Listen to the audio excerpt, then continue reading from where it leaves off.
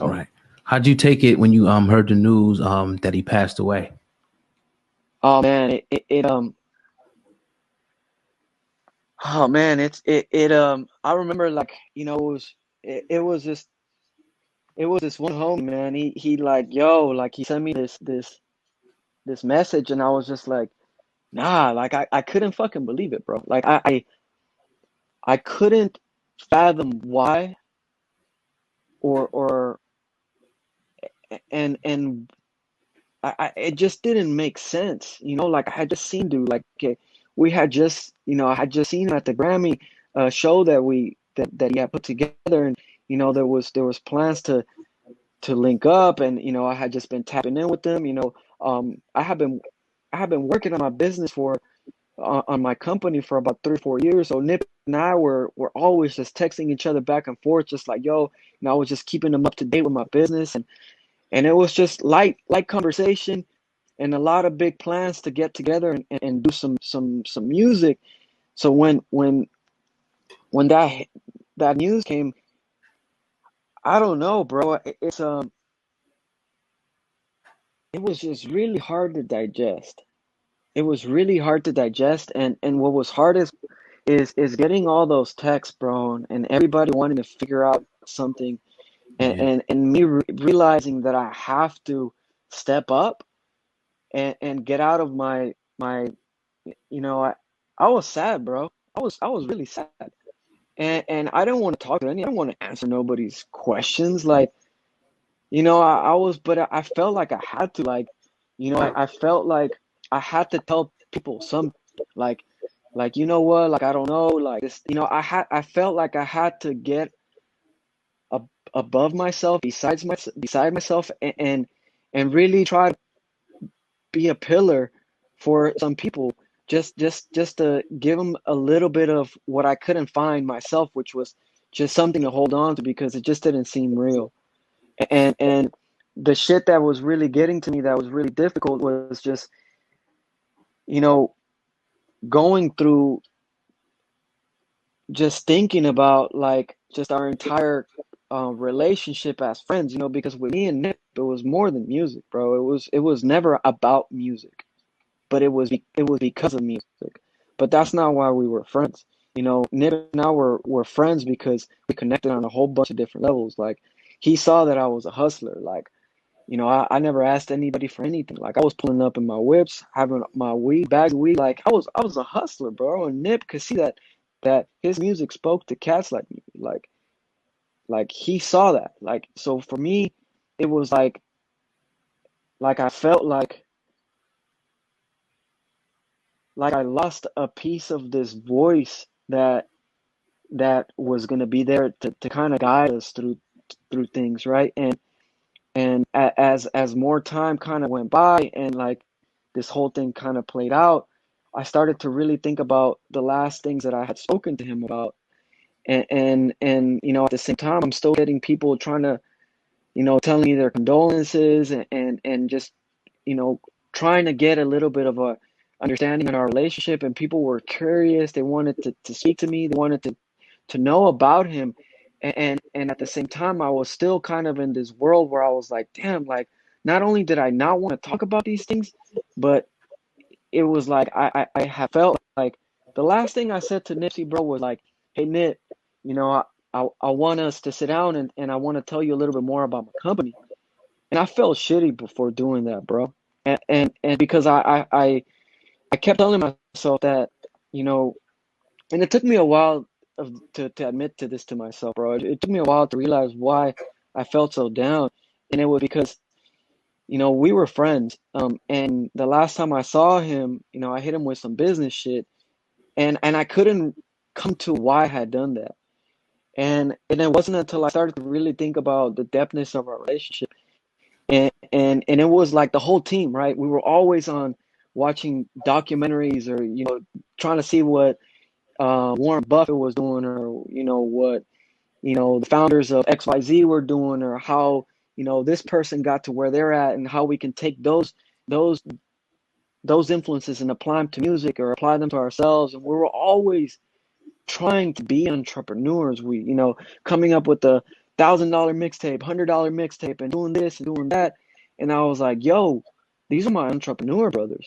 Like, why I hit him up with some business is because that's what we were about. We were about our business, right? So that's what my instinct was.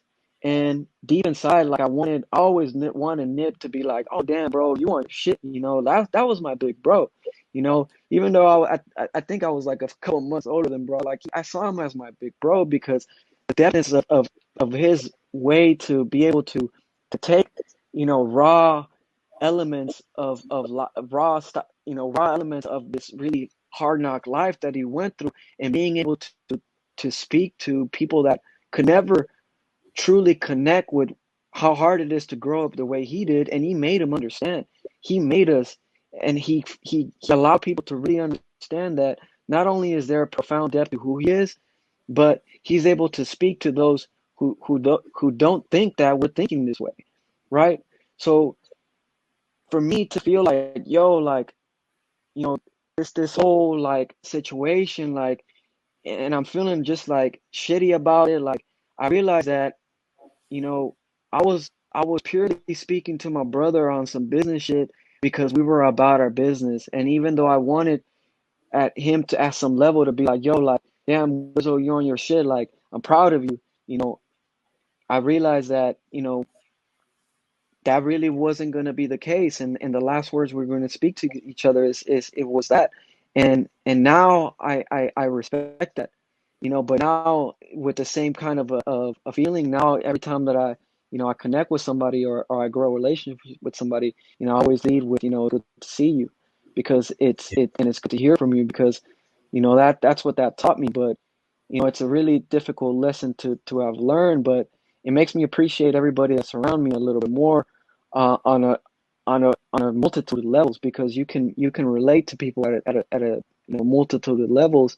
And you should never really be saddened by any of those things, because those are the things that make you grow closer. And for me, it was this crazy roller coaster of emotions where, like, I'm trying to balance out, like, yo, that was my friend, and that was a business partner, that was somebody Mhm. that I mean, bro, all my marketing, and just the way I deal with business, a lot of those concepts were we talked about them together, myself, Nip, Adam, Sam, like all the homies, like JP, like these are the concepts that we were talking about.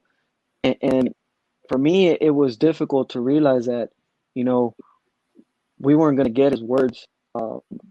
We weren't going to hear Nip, and not to make the answer long-winded, but you know, this whole pandemic, I don't I know that he would have said something to us, bro, and it would have made sense, and it would have helped us, and it would have lifted up some of our spirits. And I know that he was the right guy to talk to us, and it really sucks that we didn't get to hear him. And at the same time, I'm questioning where are those dudes that we can depend on at, and Yeah. why weren't we able to listen to them, and why didn't they speak to us? And to top that off, another thing that made me feel really good about, um and just settled my feeling on how we lost somebody like Nip is it throughout the 4 or 5 days that is passing, I felt this really weird feeling, bro. And to this day I still have it. I can still hear bro talking to me in my head. And I don't think that's an accident. I think, when you speak to so many people, and your passing can talk to so many people at such a high level, that's not a coincidence. I think your spirit is manifesting itself in everybody's minds, and I think that's the only way you can go on, Mm. and I think that's the purpose of it, right? To be able to manifest ourselves, and live a little peace in everybody, because I still hear him, like, come on, Wizzo, like, I can hear him, like, top of the AM, Wizzo, what you doing? Like, like, I can hear him talk to me sometimes, and just check me, like, check myself, and just, having this accountability. And I don't think that's a coincidence. I think that You know, that's what he would have, I think that that's what his energy wanted to do.